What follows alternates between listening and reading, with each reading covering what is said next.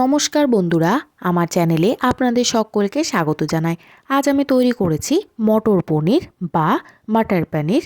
এটি বানানোর জন্য কড়াইতে দিয়ে দেব সাদা তেল 4 চামচ। তেলটা ভালো করে গরম করে নেওয়ার পরে এর মধ্যে দিয়ে দেব কেটে রাখা পনিরের টুকরো। আমি এখানে নিয়ে নিয়েছি 400 গ্রাম পনির। পনিরগুলো আমি একটু বড় বড় করে কেটে নিয়েছি, আপনারা চাইলে ছোট করেও কেটে নিতে পারবেন।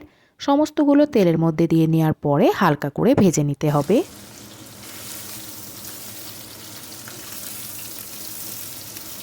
পনিরগুলো হালকা করে ভেজে নেওয়া হয়ে গিয়েছে, তেল ঝরিয়ে নিয়ে তুলে নেব। খুব একটা বেশি লাল করে ভাজার প্রয়োজন নেই।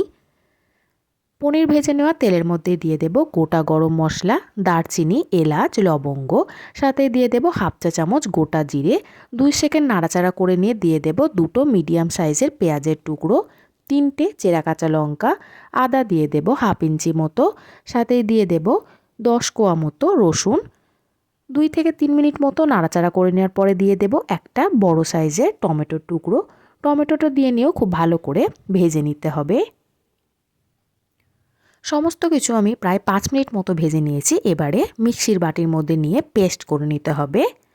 আবারও ওই কড়াইতে দিয়ে দেব সাদা তেল, প্রায় 2 চামচ মতো দিয়ে দিয়েছি।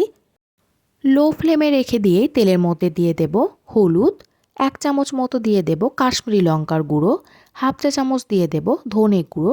সামান্য পরিমাণে জল দিয়ে নাড়াচাড়া করে নিতে হবে। জলটা দেওয়ার কারণে মশলাগুলো পুড়ে যাবে না। লো ফ্লেমে রেখে দিয়ে নাড়াচাড়া করে নেব 2 মিনিট মতো। তারপরে এর মধ্যেই দিয়ে দেব মটরশুঁটি বা কড়াইশুঁটি। আরও 5 মিনিট মতো মিডিয়াম টু হাই ফ্লেমে রেখে দিয়ে নাড়াচাড়া করে নিতে হবে। 5 মিনিট মতো নাড়াচাড়া করে নেওয়ার পরে দিয়ে দেব তৈরি করে নেওয়া পেস্টটা সমস্তটা দিয়ে নিয়ে আবারও খুব ভালো করে মিশিয়ে নিতে হবে হালকা আঁচে দিয়ে। হাই ফ্লেমে দিয়ে নাড়াচাড়া করার প্রয়োজন নেই। এর মধ্যেই দিয়ে দেব আমি সামান্য পরিমাণে বাটি ধুয়ে নেওয়া জল। আবারও একবার নাড়াচাড়া করে নেব।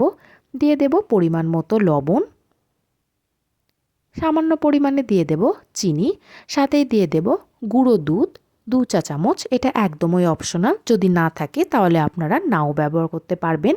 লো ফ্লেমে রেখে দিয়ে নাড়াচাড়া করে সমস্ত কিছু একসাথে মিশিয়ে নেওয়ার পরে এর মধ্যে দিয়ে দেব ভেজে রাখা পনিরের টুকরো। পনিরটাও গ্রেভির সাথে মিশিয়ে নিতে হবে।